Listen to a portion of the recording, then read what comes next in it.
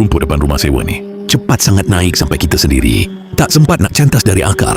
Hari-hari nampak makin tinggi, makin tebal, tapi tetap tertangguh nak cantas. Aku pun dulu dalam situasi tu. Setiap kali keluar masuk rumah, mata mesti singgah kat halaman depan. Dalam kepala dah set, nanti ada masa aku buat. Tapi bila masa tu datang, badan dah penat, cuaca panas, terus tangguh lagi. Lama-lama tak peduli. Bila nak start cantas tu rasa berat je. Sampai aku cuba mesin rumput cordless jenis ni. Terus rasa beza dia bukan sekadar pada hasil, tapi pada rasa nak mula buat tu. Tak ada lagi drama wayar plug panjang, tak ada setup lama. Ambil je, pasang bateri, tekan dan terus jalan. Macam kau capai vacuum, tapi kali ni kau berada di luar rumah. Bila mula tolak, baru faham kenapa benda ni sesuai untuk situasi rumah sewa. Desain dia ringan, ada roda. Jadi kau tak perlu angkat atau kawal kuat. Kau cuma guide je arah dia. Dan dia jalan steady potong rumput satu laluan ke satu laluan. Kawasan yang sebelum ni nampak semak, jadi mudah